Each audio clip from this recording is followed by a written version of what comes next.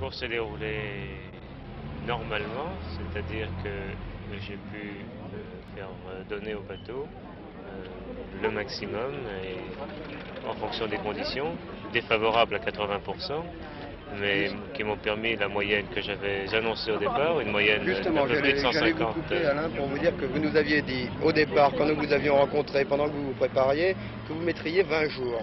C'est exactement le temps que vous avez mis. Oui, oui, oui, 20 jours et une douzaine d'heures, hélas, mais que le petit temps de l'arrivée m'a coûté. Sans ça, j'arrivais en moins de 20 jours. Un multicoque, normalement, a besoin d'allure portante, et là, malgré les vents contraires, on l'a fait marcher. Finalement, la préparation a compté beaucoup. Bah écoutez, dans des moyennes comme celle-là, ça faisait à peu près 3 océans que je les tenais, hein. Justement, il y avait la préparation de l'homme avant celle du bateau. Alors, c'est une question d'équipe. Il faut former équipe avec le bateau. Je crois que C'est assez curieux, c'est l'élément le plus important. vous faites une course en solitaire et vous parlez d'une équipe.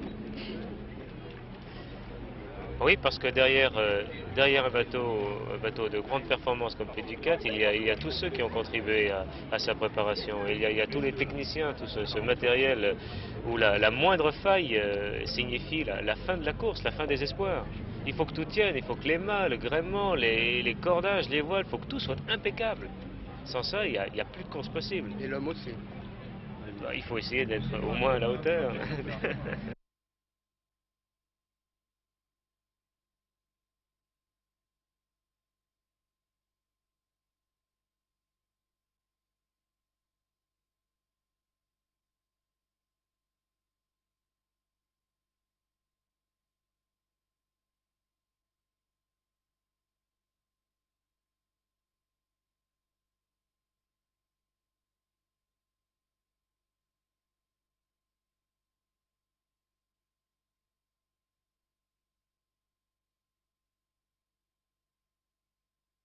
Sur le plan local que vous venez d'évoquer, pour Dinard, c'est évidemment une joie particulière, puisque c'est à Dinard qu'Alain Colas a préparé le Penduic 4, l'a mis au point, s'est entraîné.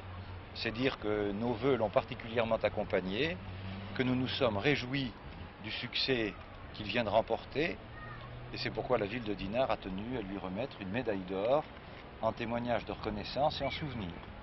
Merci, monsieur le ministre. Alain Colas, toute la Bretagne et tout l'Ouest en général était, je crois, avec vous pour cette course transatlantique. Mais maintenant, qu'allez-vous faire? Dans un premier temps, je vais aller chercher Penduic. Sa place, c'est en France. Et sur la route du retour, si les conditions météorologiques le permettent, j'ai très envie de tenter un petit quelque chose.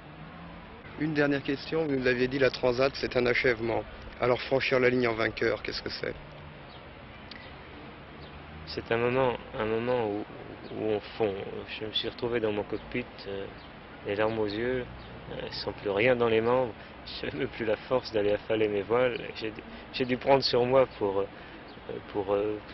amener le foc, amener la grand voile, puis finalement amener l'artimon. Et autour de moi, je voyais arriver les vedettes, pourtant mes amis, pourtant les journalistes. Et je savais plus que sourire et regarder tout le monde avec un grand air bête. On est, on est au, on est au sommet de la montagne. L'air qu'on y respire est fabuleux. Ce sont des bouffées qu'on porte pour toujours au fond des poumons.